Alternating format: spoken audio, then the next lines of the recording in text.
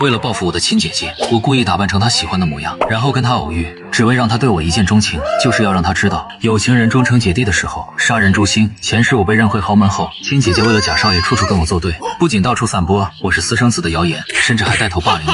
经过一世的相处，我早已经摸清了她的喜好。此时目标人物沈柔出现后，我缓缓上前，朗声问道：“你好，请问解放路怎么走？”沈柔回头望去，只见一名长相清俊的少年站在自己身后，他微微一怔，下意识指向了解放路的方向。我向他礼貌地回了个微笑，接着便转身离开了。沈柔愣愣望着我的背影，直到我走远后缓缓回过神来，我想起刚刚沈柔的反应，嘴角不免勾起一丝讥笑。对本该极度厌恶之人一见钟情是什么样的感觉呢？真是迫不及待想要看到他的反应了。算算时间，沈家现在也差不多要把我接回去了吧。上一世我是以养子的身份进了沈家，很久之后才知道自己真少爷的身份，但这一世他们想接走我，可就没那么简单了。不出所料，第二天一早，沈家的人如期出现，和上一世一样，他们只派了司机与保姆来接我回家，还美其名曰收养。保姆陈玉走上前来，手中拿着一张名片。请问是沈彦洲先生吗？我们是盛源地产老板沈怀远的下属，这是我们的名片，您可以看一下。他脸上挂着得体的笑。我没有接过名片，而是双手环胸，靠在墙上打量着陈玉。我没有说话，只是用眼神示意他继续。被无视的陈玉心里隐隐有些不快，还是强压了下去。是这样的，沈先生，不知你对生父还有没有印象？我挑了挑眉，这话的意思是你们老板是我亲生父亲。陈玉眉头一皱，你的生父是我们老板的救命恩人。闻言，我心里泛起阵阵讥嘲。上一世他们也是这么说的，说我是沈家救命恩人的儿子。在我生父死后，沈家人也一直没有放弃寻找我，真是有情有义的沈家人啊，编造了这么一个极其可笑的谎言。这时陈玉缓缓开口，老板说，你的父亲不在了，以后他就是你的父亲，他让我们把你接回沈家，还会正式办理一个收养手续，从此以后你就是沈家的儿子。司机周正也在一旁附和，想必你也知道，沈家是 A 市的首富，只要你成为我们老板的儿子，那你也算是一步登天了。我轻笑出声，抱歉，我没有随便乱认爸妈的习惯。说罢，我直接进入屋内，把门一关，悠哉坐在沙发上。片刻后，门外传来了两人有些恼怒的声音。陈玉在门外喊道，沈先生，你要考虑清楚，那可是首富沈家，你知不知道你拒绝的到底是什么？你一定会后悔的。说完，两人便返回了沈家，把我的态度告诉了沈怀远和宋婉晴。恰好沈柔也在，最近这2天她的心情很不好，原因是她对问路的陌生少年一见钟情。这几天她都会去解放路碰运气，却没有见到自己想见的人。为此，沈柔十分后悔，当时为何不索要那少年的联系方式。她烦躁地看了眼陈玉与周正，不愿意回就不回吧，一个小混混而已，还真当自己是根葱吗？他的话刚落下，沈怀远就不赞成地看了他一眼。小柔别这么说，你是知道的，他毕竟是你亲弟弟。沈柔不耐起身，我只有明轩一个弟弟，你也不必跟我说那么多，我有事就先走了。说罢便大步离开了。宋婉晴叹了口气，看向一旁的沈怀远，怎么办啊？老公他不愿意回来。沈怀远翘着二郎腿，并没有将此事放在心上。他不愿意回来，无非是谨慎，不相信天上掉馅饼而已。过2天我亲自去一趟。闻言，宋婉晴这才放心。说的也是，毕竟是亲儿子，总不可能任由他在外面堕落吧。另一边，我拒绝陈玉和周正后，转头就去了解放路的图书馆看书。我清楚知道沈柔有多么嫌恶自己这个亲弟弟，今天听见我拒绝被领养，一定会被膈应的要死。他一生气就不喜欢待在家里，不出意外的话，他今天也会来解放路碰碰运气的。我拿着一本心理学书籍，津津有味地看着。不出所料，1个小时后，我听见了沈柔惊喜的声音。我微微抬起头，就看见了不远处的沈柔。此刻她正大步朝我走来，直到站在我面前，我才不解地皱起眉头。她扬起一个灿烂的笑脸，小帅哥，你不记得我了吗？那天在街上，你朝我问路来着。我露出恍然大悟的表情。原来是你啊！那天我第一次来解放路，又不太会看导航，差点走错呢，真是太谢谢你了。沈柔连连摆手，接着她指了指我对面的空位。小帅哥，我可以坐这里吗？我点了点头，继续低下头看书。沈柔坐在座位上，见我没有搭理她的意思，心里不免有些失落，但看着我那清俊的脸庞，心脏又砰砰砰地跳了起来。沈柔在心底暗暗发誓，这次她一定不会再放我走了，她一定要让我成为她的男朋友。我察觉到她的目光，于是微微抬起头来，对上我的目光。沈柔眼里是藏不住的慌乱。小帅哥是这样的，我看你在看心理类的书籍，是学心理学的吗？我放下书，不是只是个小爱好罢了。那你还是学生吗？你是在读高中还是读大学呢？我的眼中浮现出几分不耐。当然是大学了，你有什么事吗？察觉到我情绪的转变，便。沈柔心头一紧，连忙解释：“我只是随便问问，没有别的意思，我就是想多了解你一些而已。”思索一会儿过后，沈柔决定实话实说：“自从那天第一次见到你，就喜欢上你了。这几天我每天都会来解放路，就是为了试试运气。如今终于找到你了，你能给我个机会，是让我追你吗？”我合上书，对着他笑了笑：“你找我要什么机会？难道我不给你机会，你就会消失在我面前？如果真是这样的话，那我也可以明确的回答你不行。”沈柔没想到我说翻脸就翻脸，见我起身就要离开，她也连忙跟着起身。我不是那个意思，我只是想告诉你一声，这样不会显得太冒昧。不管你同不同意，我都会追你的。我淡淡的看了他一眼，说随便你。说完我抬脚就走，走之前把书放回书架上。沈柔见此也跟上来，想要请我吃午餐，但我直接拒绝了。美女总裁就是已经带起结束，已经是大结局了。沈柔见状却并不死心，又开始向我索要联系方式。我被他缠得不厌其烦，便淡淡道：“如果下次还能偶遇的话，就给你联系方式。”这次沈柔没有再纠缠，等到我走后，他就立刻回到图书馆，其目的不言而喻。不过我却并不在意，这就是我故意的，毕竟轻松得来的东西都是不被珍惜的。而我要在沈家纠缠我的这段时间，在沈柔心里留下完美的印象，心上人变成亲弟弟，这可真是一场不小的打击。于是接下来的几天，我只在学校与出租屋之间来回转悠，再也没去过图书馆一步。而到了星期天的时候，我的出租屋内也终于迎来了第二波客人，来源是沈怀远和宋婉晴。自我拒绝了陈玉周正后，沈怀远就一直盘算着什么时候来找我，恰好今天有时间，于是他便同宋婉晴一块来了，靠在门框上，用不解的语气开口：“你们是谁啊？”在看到我第一眼时，他们都愣住了，没想到我竟然长得这么好看。有了这张脸，不管学识经历如何，对沈家都是一个极其有力的武器。沈怀远瞬间变得满脸和善：“你好，小伙子，不知道你认不认识我啊？”我挑了挑眉，要是认识你的话，我还会问你是谁吗？我的态度虽然让沈怀远心里有些不舒服，但是想到能给沈家带来的利益，他又生生把那份不快压了回去，转而换上一副笑脸：“我是盛源集团的老板沈怀远，这是我的名片。”我并没有去借名片，我半点面子都不想给他。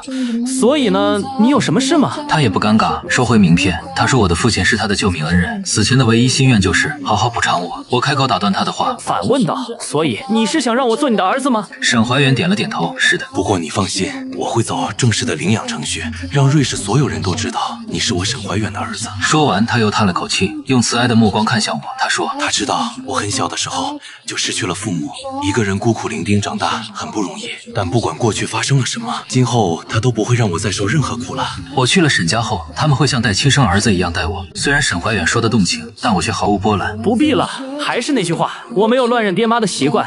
沈怀远没招了，他万万没想到，话都说到这个份上了，我居然还会拒绝。他脸一下就沉了下来。这怎么能叫乱认爹妈呢？你爸爸是我的救命恩人。闻言，我冷冷道：“我爸是你的救命恩人，我又不是你的救命恩人。再说了，我现在生活的挺好的。”这一世，我是绝对不会以养子的身份回去。我要沈怀远亲自承认我这个亲生儿子，我要一点一点地打破沈家的平静。接着我看向两人逐渐有些涨红的脸：“你们还有事吗？”“没事，我就要出门了。”说完，我关上房门就准备离开。宋婉霞在身后把我叫住，她说：“我还年轻，不知道有钱的重要性，不是他们贬低我，沈家随随便便就能够给我一栋别墅，还有那些限量款的衣服手表，只要我成为他们的儿子，这些都可以轻松拥有。”我转身看了他们一眼，眼含嘲讽：“我爸是你老公的救命恩人，你们报答的方式有很多种，但却偏偏选择了收养，这只能说明你们并不只是单纯的报答，而是觉得我能够给你们沈家带去利益吧？豪门不就是搞联姻那一套吗？”我嘴角扬起一个冰冷的弧度。若是我真做他们的儿子，他们在我身上投资了多少钱，将来都会以数倍归还。但凡我不愿意听从安排，或许还会被安上一个忘恩负义的罪名。我轻嗤一声，他们可真虚伪，明明做的是恩将仇报的事情，还要给自己安上一个知恩图报的名头，钱财名利双收，不愧是市首富。以后也不用再来找我了，不管你们说什么，我都不会同意的。说完，我没给他们开口的机会，转身就走，骂了两个老的，我内心极为畅快，准备再去折腾沈柔。一家人就是要整整齐齐的才好。时隔多天，我终于又去了解放路的图书馆，不过还没等我走近，就看见了蹲在门口满脸烦躁的沈柔。与此同时，他也看见了我，四目相对，他眼前一亮，立刻朝我小跑过来。小帅哥终于又见到你了，这次你可以给我你的联系方式了吗？我没有说话，而是冷冷皱起眉头。见我这副模样，沈柔顿时变得有些忐忑。之前不是说过，如果下次我们还能再见的话，就给我联系方式吗？我出声打断了他，脸上尽是讥笑之色。就喜欢长得帅、好欺负的，对吗？一个个看着光鲜亮丽的，实际上都是衣冠禽兽罢了。我故意给出信号，目的是让他知道，我今天遇上不开心的事，或者被人欺负了。沈柔神色一凛，见我转身要走，连忙跟了上来。小帅哥，你是遇见什么事情了吗？你说出来，或许我能够帮忙件。我不理会他，又继续开口。我承认，一见钟情很多时候都是见色起意，我从来没想过逼你做我的男朋友。我抿了抿唇，沈柔看出了我的松动，她继续说，知道强扭的瓜不甜，她只希望自己的感情会在尊重、平等、相爱的情况下发生。自从我上次说见面给她联系方式后，她每天都会来图书馆等我，就是希望再见到我，跟我成为朋友。我看了她一眼，眼神里带有某种含糊不清。沈柔笑了笑，我相信迟早有一天你会被我感动，变成我的男朋友。这么有自信吗？我说出这句话时，不再是那副冷冰冰的样子。沈柔挺直背脊，当然了，你第一眼看我，可能觉得我其貌不扬，但是跟我相处下来，你就会知道我是有多么的讨人喜欢。我轻轻挑眉，看了她一眼。就你还其貌不扬？沈柔尴尬笑笑，她长得并不差，继承了沈家的好基因，加上家里有钱，也能算得上是校园风云人物。随后我们找了一家咖啡厅喝咖啡，经过一番交谈之下，沈柔便问起我为什么心情如此差。我沉默了好一会儿，才斟酌着将今天发生的事情说出来。今天有一对有钱的夫妻找上门来，说他们欠我的父亲一个大人情，想要收养我。闻言，沈柔觉得十分荒谬。小帅哥，看你样子应该快成年了吧？他们这时候找到你，说要收养你，是什么意思？我看了他一眼，淡定道：“他们家里很有钱，说我只要同意做他们的儿子，就能够少奋斗很多年。”沈柔直接就被气笑了。有钱了，交不起吗？更何况，结果话没说完，他突然就意识到了什么，脸上的表情一僵。小帅哥，你是孤儿吗？我点了点头，是的。我从来没见过。我妈7岁那年，我爸就死了。之后就一直靠着社会人士的爱心救助上学。沈柔心疼了。那这些年你一定过得很苦吧？我淡淡道，不苦。我已经习惯一个人的生活，所以他们突然找上门说这些话，我才觉得有点生气，还迁怒于你。抱歉，沈柔连忙开口，你不用道歉，是他们不好。闻言，我内心不由庆幸了起来。沈柔想不到的是，我口中的有钱的夫妻，就是他自己的父母，而我就是他心中那个一无是处、令人憎恶的亲弟弟。此时沈柔也不知说什么才好，毕竟就他现在的身份，也没有太多的立场向我保证什么。斟酌再三后，沈柔开口问我，现在生活上会有困难吗？如果有困难的话，他可以帮助我，并叮嘱我千万不要被那对有钱的夫妻收养。有些有钱人心肠很坏的，我长得这么好看，如果真成了他们的儿子，不是就任他们拿捏了吗？我抿了抿唇，没忍住露出一个笑来。我现在过得很好，也不缺钱用，我不会同意被收养的。闻言，沈柔这才松了口气，不过眉头依旧紧皱。她说像他们那种人是不会轻易善罢甘休的，让我告诉他那些人是谁。沈家虽然不是特别有钱，但是在一世也能够说得上话，到时候他去打个招呼，他们就不敢再来骚扰我了。我摇了摇头，不必了，把他们当成跳梁小丑就行。跟你聊天感觉真有意思，心里的烦闷都解了不少呢。说着，我拿出手机，终于同意让沈柔加我的联系方式。加完后，我便提出了离开。沈柔自然是依依不舍的，看我的眼神仿佛都能够拉丝。你要去哪里啊？我送你。我随便扯了个借口，也不去哪儿，就是有事情要去处理一下。沈柔不舍开口。那我下次能约你出来吃饭吗？沈柔想要和我表白，可是看着我略显漠然的眼神，又硬生生的改了口。虽然和我相处不久，但沈柔也知道我的性格是属于那种外柔内刚型的。我们现在还不算很熟，要是太激进，一定会把我吓走。我微微一笑，当然，如果我有空的话。闻言，沈柔脸上是掩饰不住的开心。那就这么说定了。我留下一句好呀，接着就离开了咖啡厅。沈柔怔怔的看着我的背影，许久才回过神来，随后如傻子一般的拿出自己的手机，盯着我的社交账号的头像，简单的名字和头像动态，也没有任何信息。可是沈柔的嘴角却忍不住疯狂上扬，她终于加到了我的好友，也知道了我的名字。沈燕洲这个名字真好听啊。沈柔深吸一口气，心情极好的回了家，但此时的她根本就不知道她亲弟弟的名字就是沈燕洲。沈柔一路驱车回了沈家，心情大好。可是进门后，她却敏锐的发现客厅的气氛似乎有些不对劲。沈怀远万万没想到都亲自出面了，还碰了一鼻子的灰，这也就罢了。可临走时，那个便宜儿子居然还指着他鼻子骂，这让以往高高在上的他如何受得了？一路上他都沉着一张脸，等到回到家以后，终于忍无可忍，一脚踢碎了放在客厅角落的花瓶，然后对着宋婉晴怒目而视。你今天跟我去是干什么的？我是让你站在一旁当木头的吗？我居然被一个小子指着鼻子骂，你看着觉得很开心是不是？宋婉晴委屈的红了眼睛。我怎么会感到开心呢？在去之前，他还抱着毕竟是自己的亲生儿子，不论是什么样都要好好待我的心思，可是却没想到我竟然会这么没礼貌。就算他们不是以亲生父母的身份前去，但也算得上是长辈。瞧瞧说了些什么混账话，这种儿子要来干什么？还好当时编了个故事，没让我知道自己才是沈家的真少爷，否则沈家肯定不得安宁。宋婉晴擦了擦眼角边的泪水，我怎么会知道他是那个样子？果然是在外面长大的，点规矩都不懂。他对上沈怀远震怒的眼神心里对我那点怜惜荡然无存。不愿意被收养，那就不收养好了，好心当成驴肝肺。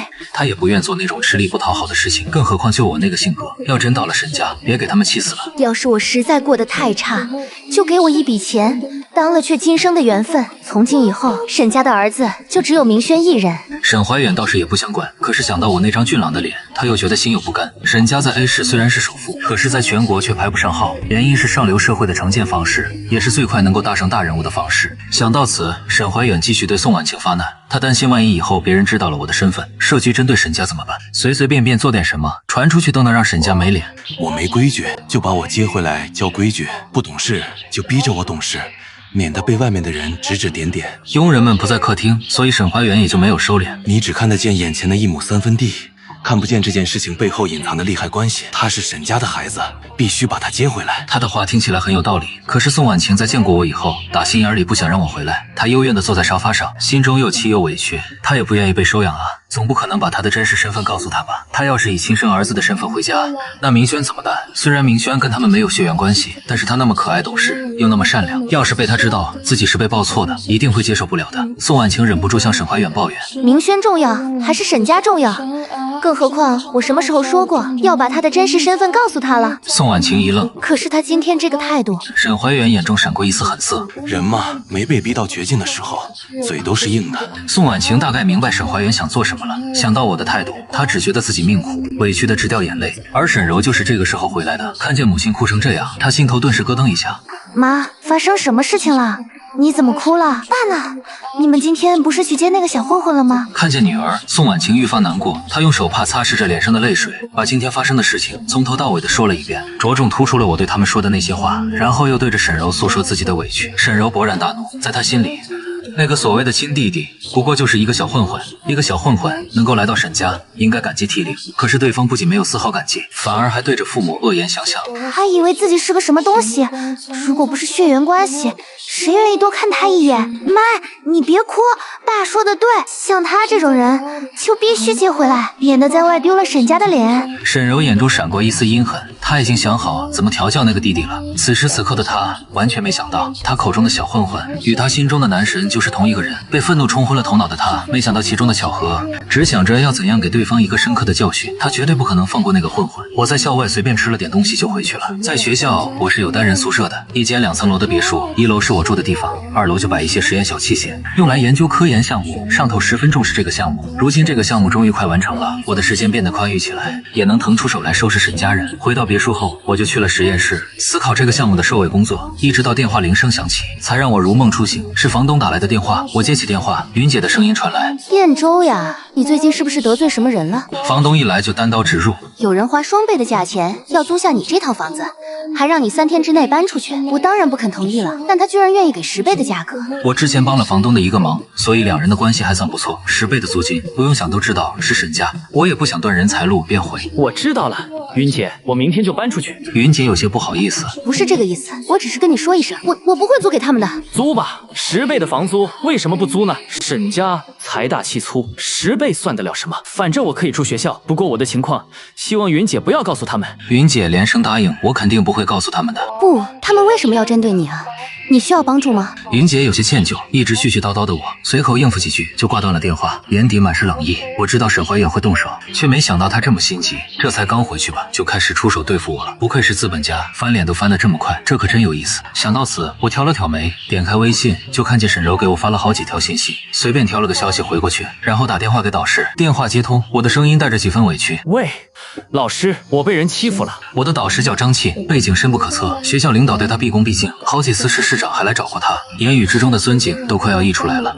我是他的得意门生，若受了委屈还闷不吭声，就太蠢了。在沈家没动手之前，我不会暴露自己的想法，可是动手之后，所有的一切都顺理成章。我将事情简单说了一遍。房东打电话让我3天之内搬出去，说我得罪了人。我的语气十分平静，并没有把祸水引去沈家。他们想要认我做养子的事情轻描淡写，一笔带过，但即便如此，也足够让张庆感到愤怒。毕竟我手中掌握着重要项目，却从来不向外界透露一丝，一毫也不会主动的去招惹任何人，更不会仗着自己优秀就一副高高在上的样子。当然更重要的是，我不仅是他的学生，还是上头重视的重要研究人员。眼瞅着就在项目收尾阶段，沈家突然冒出来要认我做儿子，会不会是受了什么人的指使？他们是不是知道点什么？这是个十分严重的问题。张静的声音透过电话传来，他让我最近就待在学校，没事就别出去了。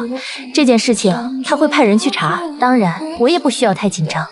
不过一个小的沈家而已，翻不起什么风浪，一套房而已。等哪天有空了，他亲自带我去看，我想买哪里都行。张沁安慰了我几句后就挂掉了电话，然后又立刻打一个电话出去。张沁的声音冷了下来，喂，给你1天时间调查沈家，看看他们最近与什么人联系密切，若是有异常的话就直接处理了。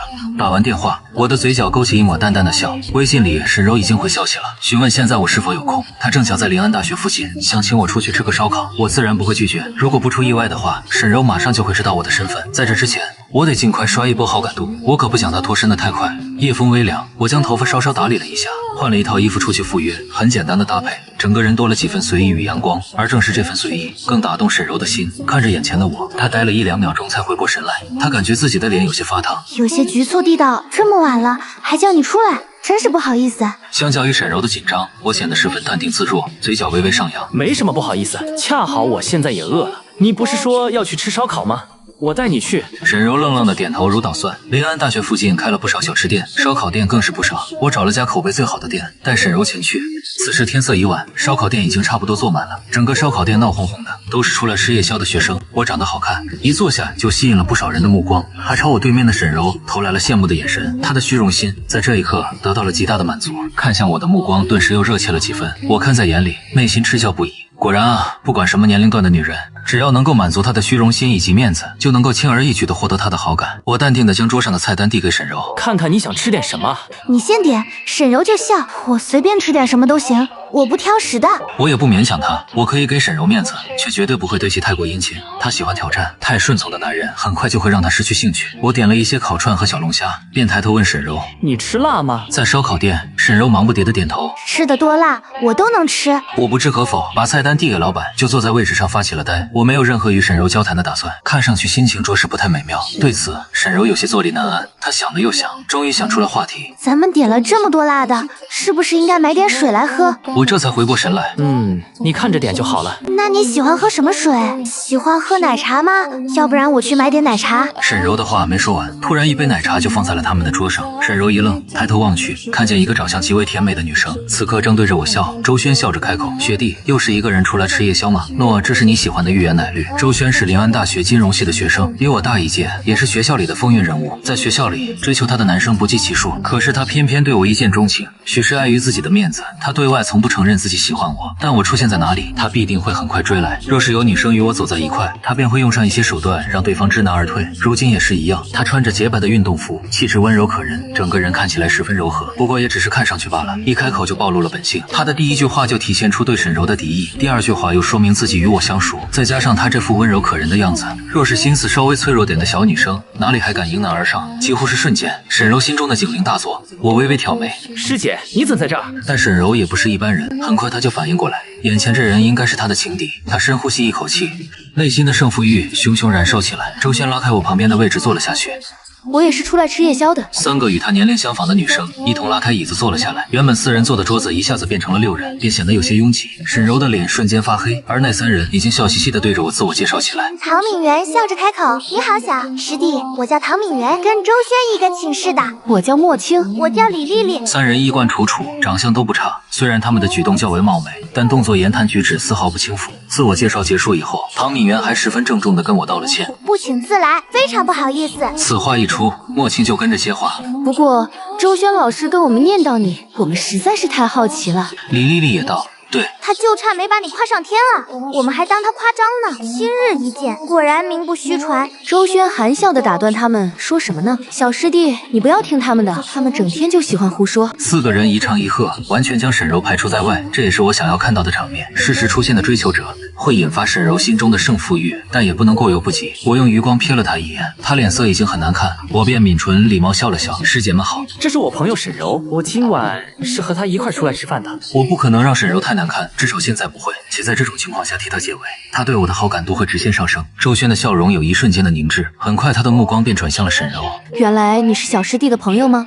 抱歉，我刚刚没有看见你。而周轩的3个朋友也连忙道歉，4人语气中都带着敷衍。但是沈柔却深深吐出一口气，她皮笑肉不笑的道：“没关系。”你们是燕州的师姐吗？那也是我的师姐了。你们要吃什么？只管点，今晚我请客。周轩也不是什么简单人物，那怎么能让你请客呢？不是临安大学的学生吧？自然要让我做东。你想吃什么？只管点。那行，那就谢谢师姐啦。沈柔说完就对着我笑道：“燕州，今晚师姐请客，那改天我再请你吃饭吧。”瞧瞧这话说的，周轩脸上的笑容再次凝固，虽然只是一瞬间，但我看得分明。我笑着点了点头。好呀。周轩也不是什么好人，喜欢又不敢明说，躲在暗处防备着每一个追求我的人。虽然我没想过现在谈恋爱，但他这种行为，这算出格了。我十分乐意看见这样狗咬狗的场面。沈柔不愧是沈家人，一人对上4人，还能立于不败之地。一顿烧烤的时间下来，他就没落过下风，4个人都在灌他酒，但沈柔硬生生把他们全干趴下了。时间不早了，我便提出离开。沈柔对着尚有一丝理智的周轩道：“师姐，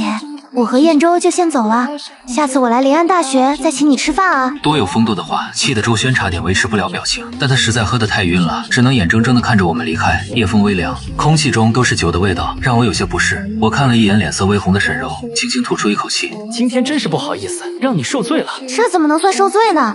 就是喝点酒而已。沈柔也有些醉了，说话都变得有些不严谨。所以你平时经常喝酒吗？我眉头轻挑，唇一笑，怪不得一人能够将周师姐4个人都喝趴下呢。此话一出，沈柔心里顿时就是一个激灵，她连忙说沈家里的人天生酒量好，不过她平时不常喝，今天周师姐他们热情招待，她自然不能服了好意。酒这个东西，喝多了毕竟伤身体。沈柔慌忙找借口补救，但越说越觉得是欲盖弥彰，脸上浮现出几分懊恼之色。是啊，酒喝多了伤身体。我没有过多与沈柔交谈的想法，在对方正上心的期间，只要稍稍指出他一点错误，态度再变一变，就足够他怀疑人生了。我给你叫了车。我扬了扬手中的手机，喝了这么多酒，早点回去休息吧。沈柔有点慌，连忙开口：“我送你回学校。”不用了，你都醉成这样了，我自己一个人可以回学校。我的语气不容置喙。你把我诱导，你在这里等等我，我去买个东西。见我转身就走，沈柔内心咯噔一声，完了，说错话了。这下子他对我的印象肯定变差了，说不定他会觉得我是那种经常泡吧的女孩。想到此，沈柔醉意全消，内心懊恼又不安。我那么优秀，追求者肯定不计其数，其中优秀又有钱的肯定不少。就像刚刚那个周轩，虽然人讨厌了些，但听他的谈吐，看他身上的穿着，也知道他家境不差。就这，我对他依旧是不冷不热的，甚至在他们几个轮番灌他酒时，我还频频皱眉，一看就知道我很反感周轩等人的做法。他可真是太笨了，为什么刚刚不直接装醉呢？说不定我还会送他回家呢。不行，他必须做点什么来挽回自己在我心中的形象，要不然还能有机会吗？沈柔越想越觉得头疼，而就在她想入非非的时候，突然一盒药出现在她眼前。沈柔顺着手抬眸看去，就看见了我。我剑眉微微上挑，嘴唇轻抿，脸上没什么表情，整个人多了几分清冷。这是一种极具冲击力的帅，像是小说里走出来的男主角。橘黄色的路灯在头顶炸开，一瞬间沈柔的心仿佛也跟着炸开，她的心脏不受控制的狂跳起来。拿着吧，这是醒酒药，吃了以后会好受一些。我将手中的药塞给沈柔，我知道要想让一个人彻底爱上自己，必须要反反复复拉扯他的情绪，直到他整个人的情绪都被我的一举一动影响的时候，那就大差不差了。所以在沈柔回家给我发来报平安的消息时，我就当没看见一般，等到做完自己的事情后便睡觉了，一夜好梦。第二天一早我就醒了，醒来后的第一件事情就是打开手机，看见沈柔发的20几条消息，我回家了。谢谢你的醒酒药，我吃了以后头一点都不晕了。你到学校了吗？信息差不多是每个半小时发一条，开始还很正常，但随着时间的推移，沈柔发来的信息变了味道。我也不知道怎么说，但我平时真的很少喝酒的，今晚真的是个例外。最晚的一条消息在凌晨2点，看着从屏幕透出的慌乱，我挑眉笑了笑，然后简短的回了一句昨晚太累了。回去后就睡着了，不好意思。或许沈柔是一夜没睡，在我消息发出去的瞬间，那边就回复了原来你是睡着了吗？我还以为你不想理我了。消息后面还有个可怜的表情，我看着觉得可笑，而还没等我回复，沈柔那头又发来了消息，你今天有空吗？我知道一家日料很好吃。今天没空，我要搬家。我留在出租屋里的东西不多，一个行李箱就装得下。不过即便如此，叫上沈柔似乎也是个不错的选择，毕竟她昨晚喝了酒又熬了夜，身体肯定很不舒服，我不得好好折腾她一番。沈柔立刻就表示可以过来陪我一起。我自然不会直接答应，但是他却坚持要来，还说已经到了临安大学的门口。那好吧，你在学校东门等我，我一会儿就出来。另一半人来人往的机场，一个模样清秀的少年出现在机场的大厅，引得路人频频回头。这个少年正是江明轩。1个月前，他在上学的路上遇上了一场小小的车祸，脸蛋被划伤，留下了一个浅浅的印子。沈家人心疼得不得了，非要把他送到 H 国做修复，一直到今天才回国。他并不知晓自己不是沈家的亲生儿子，沈家人真心实意疼爱他。在得知他与他们没有血缘关系后，第一反应是瞒住这件事情，第二反应是怀疑宋婉晴是不是在外面乱来。但是在验证了沈怀远也与江明轩没有血缘关系后，知道此事有蹊跷，才去调查真相后，他们没有接回我这个亲生儿子。在他们眼里，一个在外面流浪连高中都没毕业的男孩，哪里比得上与朝夕相处的江明轩？于是沈家人商量一番，一致决定隐瞒此事真相，把流落在外的甄少爷当成养子，接回来给一口饭吃，但永远也不要想抢江明轩的位置。沈柔陪着我将东西搬进宿舍后，开始怀疑人生，因为我的宿舍是2层楼的别墅，在临安大学能住得上2层楼别墅的人，至少也在教授级别，要不然就是给学校做出了重大贡献的人。我那么年轻，不可能是教授，所以只能是给学校做出重大贡献。上一个这样的学生是在全球机器人大赛中拿了1等奖的大神，那是5年前的事情了，他还专门守着电视看呢。那位学长成了他心中的偶像，坐在我新家的沙发上，沈柔白净的脸通红，整个人的精神都有些恍惚。他不敢相信眼前的少年竟然与心中的偶像是一个级别的，他声音有些发颤。你在临安大学是住的别墅？我淡定的点了点头。是的，因为我做了一些事情，我的导师特意为我申请了这间别墅。沈柔眼睛瞪圆了，此刻的她看上去有些可爱。你做了什么？抱歉，这需要保密。我抿了抿唇，露出2个浅浅的酒窝。如果进度快的话，这几个月你应该就能知道。沈柔喉咙微动，听起来就很不一般，是很了不起的事情吗？是关于哪方面的？这个不能告诉你，我签了保密协议的。沈柔倒吸一口凉气。保密协议？可是你看着和我年龄差不多大。年龄小，难道就不能有成就了吗？年龄不代表一切。我站起身，此刻阳光已经出来了，透过玻璃窗在我身上洒下了一层金黄，让我整个人看上去英俊而又神秘。很感谢你帮我搬家，走吧，我请你吃饭。主动转移了话题，沈柔内心复杂不已，她还想要再问，但是看着我的神色，她也知道问不出什么情况来，千言万语就化作5个字：你真了不起。若说先前沈柔对我是见色起意，那么天生慕强的她现在已经完全折服。追求她的男孩也大多都是学霸，可是比起我来，可谓天上地下。在遇上我之前，他从来没想过同龄人能优秀成这样，而且还长得这么好看。一时间，我在沈柔心中的分量上升了不止1个档次。此时此刻，他看向我的眼神中，除了灼热的爱意，还有深深的尊重。还行，所以要去吃饭吗？当然求之不得。话音未落，一阵电话铃声响了起来。沈柔拿出手机一看，手机屏幕上跳跃闪烁着江明轩。以往的接到他的电话时，他都会很高兴，可现在他看了一眼我，见我脸色如常，才接起了电话。而还没等他讲话，电话那头便传来了江明轩的声音，叽叽喳喳地说了一大通。沈柔完全没听进去，脑海里全是关于我的事，越想越觉得我太过优秀，如果能找到这样的男朋友，怕是要被所有人羡慕。沈柔心里火热，便有些不耐烦地打断江明轩道：好啦，我现在还有点事情，晚上回来再跟你说。不等江明轩回答，就直接挂掉了电话。江明轩捏着手机，指尖微微泛白。宋婉晴看他神色不对，连忙递上一杯温水。怎么了，明轩？你姐姐是不是有什么急事？江明轩抿了口温水，眉头依旧皱着。姐，他从来不会这么敷衍挂我电话的，以前就算再忙，也会跟我多聊2句。他指尖划过手机屏幕，脑海里不由自主地猜测起来。妈，你说姐会不会是交了什么不好的朋友，或者遇到什么麻烦了？宋婉晴愣了愣，随即失笑。你这孩子想什么呢？你姐姐都这么大了，有自己的社交圈很正常，说不定是真的在忙正事。话虽如此，他心里却也泛起一丝嘀咕。最近沈柔确实有些反常，常常对着手机傻笑，还总爱往临安大学那边跑。问起时只说是去找朋友，江明轩却没这么容易放下心来。他从小就跟沈柔亲近，姐姐的一举一动都逃不过他的眼睛。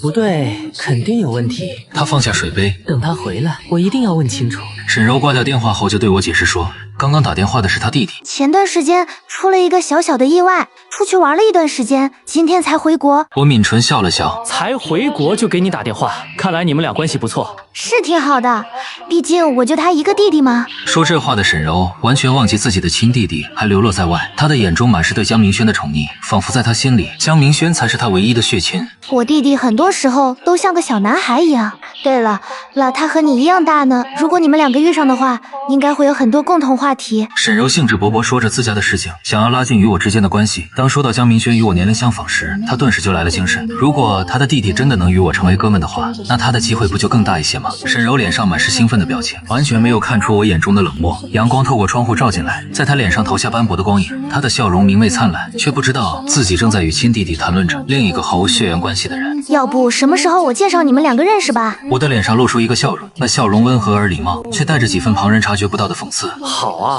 很期待呢。我们一同去吃了个午饭，吃的是学校附近的一家日料。本来沈柔想带我去外面的高级餐厅，但我今天已经在她身上浪费了太多的时间了，所以便一会学校还有事，拒绝了她。对此沈柔虽然失望，但是内心已经充满着浓浓的希望。她看着我的眼神像是在看着什么珍贵的宝物，却不知道这份热情最终会化为无尽的痛苦。我过2天联系你，到时候把我弟弟带出来，你们认识认识。我点点头，筷子夹起一块三文鱼刺身。可以的，如果还有机会的话。沈柔高兴极了，已经在想要给江明轩送什么礼物，让他帮助自己追到我了。他的脑海中已经开始幻想我们3个人一起出去玩的场景，幻想着江明轩帮他说好话，幻想着我最终被他的真心打动。从学校离开后，他便去专柜买了最新款的限量手表，这才一脚油门回到了沈家。一路上，他的嘴角都带着甜蜜的笑意。傍晚时分，沈柔哼着小曲回到家，刚换好鞋，就被江明轩堵在了玄关。姐，你今天到底在忙什么？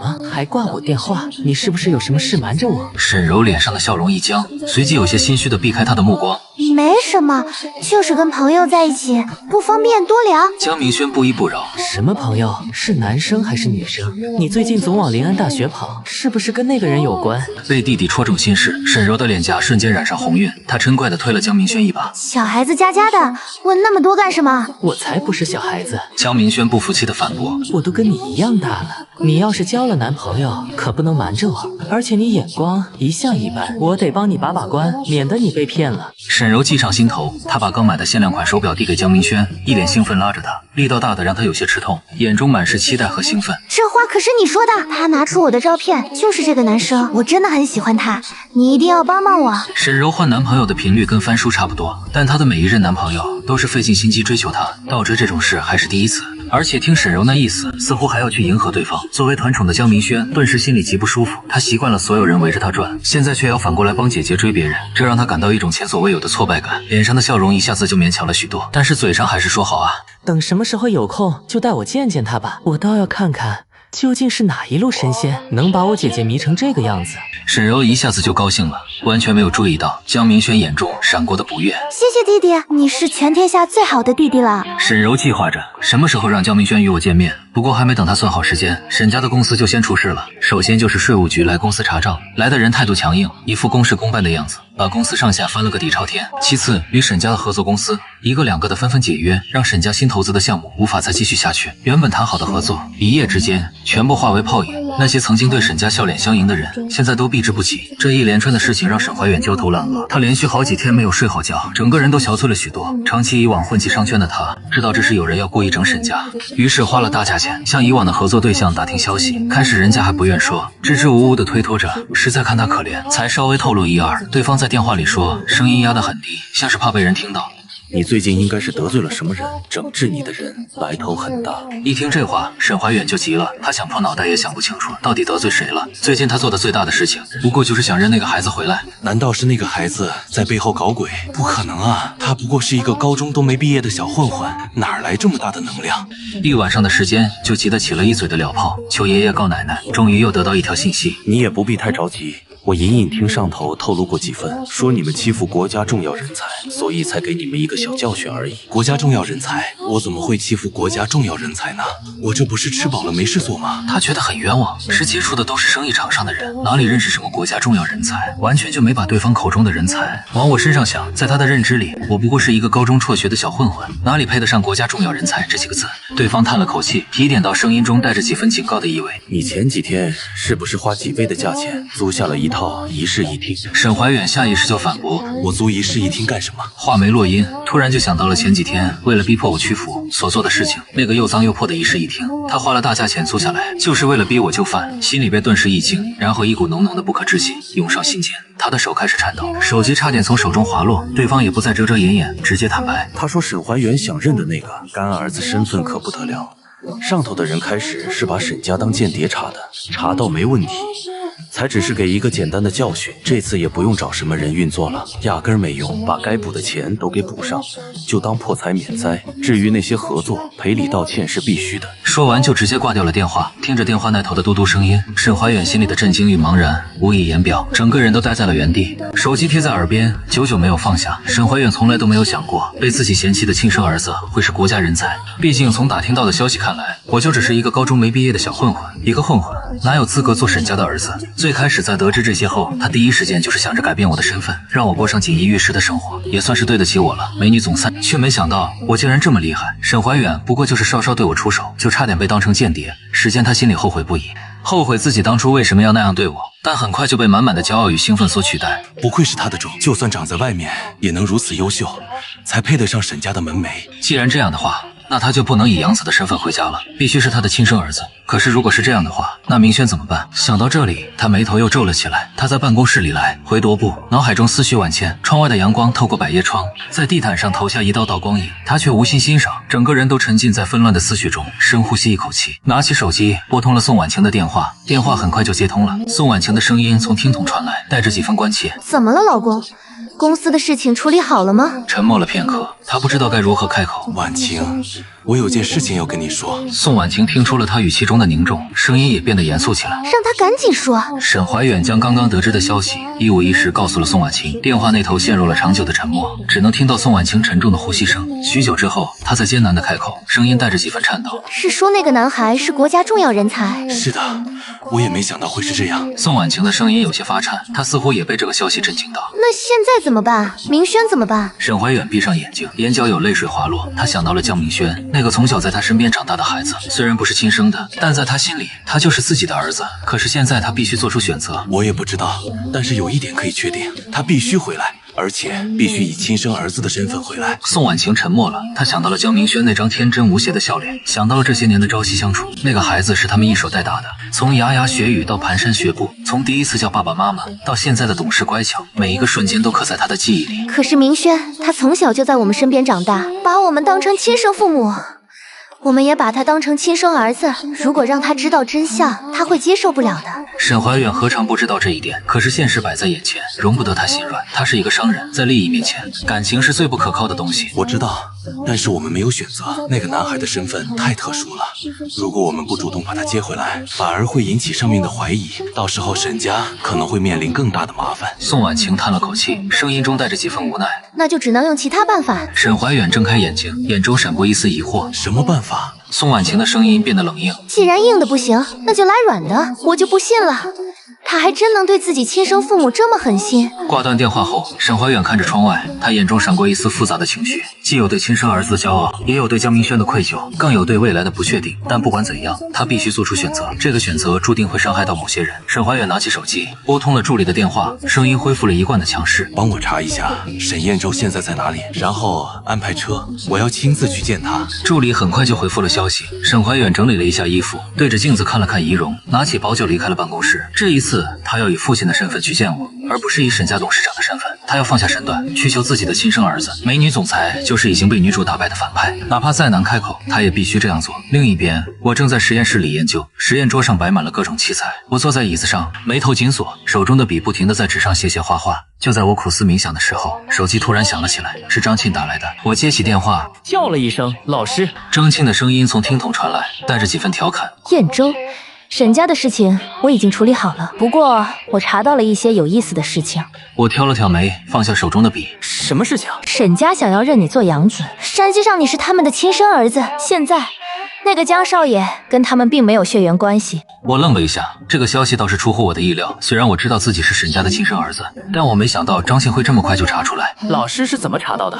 我让人查了沈家的医院记录，发现当年宋婉晴生产的时候，孩子被人调包了，调包的人已经死了，所以这件事情一直没有被发现。我想起了自己小时候的遭遇，那些年的颠沛流离、饥寒交迫，原来都是因为一个陌生人。我点了点头，嘴角勾起一丝冷笑。我知道了，谢谢老师。不用谢，对了，沈怀远现在正在来学校的路上，应该是想来找你。你要见他吗？我想了想，站起身来，走到窗前见。为什么不见？张静笑了，声音中带着几分欣赏。好，那我就不打扰你了，有什么事情随时联系我。我看着窗外的景色，嘴角勾起一丝冷笑。沈怀远终于坐不住了，这正是我想要的结果。我要让沈家人知道，我不是他们可以随意拿捏的人。我要让他们后悔当初对我做的一切。大约半个小时后，手机再次响起，是门卫打来的电话，说有人找我。我让门卫把人放进来。不一会儿，沈怀远就出现在了别墅门口。他穿着一身名贵的西装，但整个人却透着一股皮，眼睛下面有淡淡的黑眼圈，嘴唇也有些干裂，显然这几天他过得并不好。我打开门，有事吗？沈怀远看着我，眼中闪过一丝复杂的情绪。我可以进去说吗？我侧身让开，做了一个请进的手势。沈怀远走进别墅，环顾四周，眼中闪过一丝惊讶。显然，他没想到我会住在这么好的地方，2层的独栋别墅，完全不像普通学生能住得起。我倒了2杯水，递给他一杯。说吧，这次来找我有什么事？沈怀远接过水杯，深呼吸一口气，他的手微微颤抖，显然很紧张。我想跟你道歉，上次的事情是我不对，我不应该那样对你。我挑了挑眉，姿态随意坐到沙发上。就这样吗？沈怀远摇了摇头，他咬了咬嘴唇，似乎在做什么艰难的决定。不只是这样，我还有一件事情要告诉你。我坐在沙发上，等待他的下文。沈怀远犹豫了一下，最终还是开口了，声音带着几分颤抖。我穿越到这本小说里的时候，已经是大结局了。美女总裁就是已经被女主打败的。你是我的亲生儿子。我装作很惊讶的样子，睁大了眼睛。沈怀远看着我的反应，眼中闪过一丝愧疚。他低下头，不敢看我的眼睛。当年你出生的时候被人调包了，我一直以为你死了，直到最近我才查到真相，你才是我真正的儿子。我沉默了片刻，眼中闪过一丝讽刺。所以呢，你现在打算怎么办？沈怀远愣了一下，显然没想到我会是这个反应。所以我希望你能回家，回到我身边。我冷笑一声，站起身来，回家，回到沈家。你觉得我会答应吗？沈怀远的脸色变了变，他连忙解释，你是我的亲生儿子，沈家是你的家，你为什么不愿意回去？我走到他面前，居高临下看着他。因为我不需要，我现在过得很好，我不需要沈家，也不需要你这个父亲。沈怀远的眼中闪过一丝痛苦。可是你是我的儿子，我是你的父亲，血缘关系是改变不了的。我冷冷看着他，眼中没有任何温度。血缘关系，你知道吗？当你以养子的身份来找我的时候，就知道你们查到了真相，但是他们不愿意承认，因为舍不得那个养子，所以宁愿让我以养子的身份回去，也不愿意告诉我真相。沈怀远的脸色变得苍白，他想要辩解，不是这样的，我们只是……我打断了他，声音冷硬是什么？只是觉得我配不上沈家少爷的身份，觉得我是在外面长大的，没有教养，不如那个从小被你们宠爱的养子。沈怀远张了张嘴，却说不出话来，因为我说的都是事实。他的眼泪终于落了下来，顺着脸颊滑落。我转过身，背对着他，你走吧，我不会回沈家的，永远都不会。沈怀远站在原地，眼中闪过绝望，但很快他的眼神又变得坚定起来。他擦干眼泪，声音带着几分恳求，我知道我们之前做错了，但是现在我想弥补。我想好好对你。你给我一个机会好吗？我没有回头，声音冷漠，不需要你走吧。另一边，江明轩正在家里玩游戏，沈柔坐在他旁边，他正在和我聊天。虽然我回复的很慢，但他还是很开心，时不时发出满足的笑声。江明轩看了他一眼，眉头微皱，你在跟谁聊天？笑得这么开心？沈柔头也不抬，声音轻快，当然是跟我喜欢的人聊天。江明轩撇了撇嘴，语气中带着几分不屑，又换人了。沈柔这才抬起头看了他一眼，眼中带着几分不满，什么叫又换人了？这次不一样，我是认真的。江明轩不以为然，继续玩着游戏，你每次都说认真的。沈柔有些生气，放下手机，认真看着他，这次真的不一样，他跟那些人完全不同，特别优秀，特别厉害。江明轩来了兴趣，暂停了游戏，有多厉害？沈柔想了想，眼中满是崇拜。他住在临安大学的2层别墅里，那可是只有对学校做出重大贡献的人才能住的地方。江明轩愣了一下，这倒是出乎他的意料，2层别墅，他是教授吗？沈柔摇了摇头，声音中带着几分神秘，不是他和你一样大，但是他做了一些很厉害的事情，具体是什么我不能说，因为他签了保密协议。江明轩的眼中闪过一丝嫉妒，他从小到大一直是众人瞩目的焦点，而现在居然有人比他还优秀。保密协议听起来挺厉害的。沈柔点了点头，语气骄傲，是啊，所以我说他和那些人不一样，他是真的优秀。江明轩的脸色有些难看，沈柔居然为了一个陌生人对他这么冷淡，这让他很不舒服。江明轩放下游戏手柄，脸上挂着虚假的笑容，那你什么时候带我见他？我也想啊，他一直没有时间。江明轩看着他兴奋的样子，心里的不舒服越来越强烈。他深呼吸一口气，告诉自己要冷静，等见到那个男孩，他一定要让对方知道沈柔是他的姐姐，不是谁都可以追的。就在这时，沈怀远回来了，他看起来很疲惫，脸色也不太好。宋婉晴连忙迎上去，扶住他的手臂，来到书房。老公，你回来了。怎么样了？沈怀远摇了摇头，声音沙哑，他不愿意回家。江明轩端着水果走了进来，他听到父母的对话，停下脚步，疑惑地问道：道：“爸妈，你们在说谁啊？什么回家不回家的？”沈怀远和宋婉晴对视一眼，从对方眼中看到了为难，他们还没想好怎么告诉江明轩真相，毕竟这对他来说太过残忍。你说什么？沈怀远连忙岔开话题，就是公司里的一些事情，有点烦心。江明轩虽然觉得奇怪，但见父母不愿多说，也没有追问，只是把水果放在桌上就离开了。儿子走远后，宋婉晴压低声音：“那现在怎么办？先不要让孩子们知道，我们再想想办法。”宋婉晴点了点头。此时门外传来沈柔的敲门声，她声音中满是兴奋：“妈，我想请你帮个忙。”宋婉晴愣了一下，努力让自己的表情恢复正常，走过去打开了门，问是什么忙。沈柔声音甜甜的：“我喜欢上一个男孩，想请他来家里吃饭，你能帮我准备一下吗？”什么男孩？他叫沈彦洲，是临安大学的学生。沈怀远闻言，脸色瞬间变了，他没想到沈柔喜欢的人竟然是我，这下事情变得更加复杂了。沈柔喜欢上了自己的亲弟弟，他还不知道真相。宋婉晴也愣住了，她看了看沈怀远，又看了看沈柔，一时间不知道该说什么。沈柔没有注意到父母的异常，还在兴奋地说着：“爸，你放心，他真的很好，你见到他就知道了。对了，明轩也想见他，我们可以一起吃个饭。”知道了。沈怀远敷衍地应了一声，心里却盘算着，或许可以借着这次吃饭的机会，再跟我好好谈谈，说不定事情还有转机。你跟他约定个时间，我让厨房准备。沈柔高兴极了，蹦起来抱住沈怀远：“太好了，我这就去问他。”说完，他就低头开始给我发消息。沈怀远和宋婉晴对视一眼，眼中都是复杂的情绪。他们没想到事情会发展成这样，沈柔喜欢上了自己的亲弟弟，这该怎么办？沈怀远揉了揉太阳穴，感觉头疼欲裂，他必须尽快想出解决办法，否则等沈柔知道真相，后果将不堪设想。我收到沈柔邀请我去沈家吃饭的消息，嘴角勾起一丝冷笑。这一天终于来了，我要让沈家人看看他们失去的是什么，我要让沈柔知道他喜欢的人是他的亲弟弟，我要看着他们痛苦，看着他们后悔。我回复了沈柔：“好啊，什么时候？”沈柔很快就回复了：“这个周末可以吗？”我想了想，嘴角的笑意更深。可以，沈柔发来了一个开心的表情，还有好几个爱心。太好了，那就这么说定了。为了给我留下好印象，沈柔特意提前几天就开始准备，她亲自去商场挑选了新的连衣裙，还去美容院做了护肤，甚至拉着江明轩帮她参考妆容。姐，你至于这么隆重吗？江明轩看着镜子里精心打扮的沈柔，忍不住调侃道：“不就是见个朋友吗？搞得跟过夜上门似的。”沈柔红着脸瞪了他一眼：“你懂什么？这可是我第一次带他来家里，必须要让他看到我最好的一面。”转眼就到了约定吃饭的日子，沈柔一大早就起了床，在衣柜前挑来挑去，换了好几套衣服，都不满意，最后还是选了一条淡蓝色的连衣裙，衬得她皮肤白皙，气质温婉。这天一早，我特意打扮了一番，站在镜子前，满意点了点头。今天将会是一个特别的日子，我要去沈家，去见我的亲生父母，以及那个占据了我位置的养子。我要让他们知道，我不是他们可以随意抛弃的人。拿起手机给沈柔发了条消息：“我出发了。”沈柔很快就回复了，还附带了一个兴奋的表情。好的，我在家等你。我走出别墅，叫了一辆车，前往沈家。这是一栋豪华的别墅，也是本该属于我的家，可惜我现在已经不需要了。我下了车，走到门口，按响了门铃，很快就有佣人来开门。他看到我，愣了一下，显然是被我的长相惊艳到。请问您找谁？我微微一笑，声音温和：“我找沈柔，她约我来的。”佣人连忙让开，态度恭敬，请进去，小姐在客厅等您。我走进别墅，环顾四周，每一样东西都价值不菲。来到客厅，就看到沈柔正坐在沙发上，看到我进来，她立刻站了起来，脸上满是笑容：“彦洲，你来了。”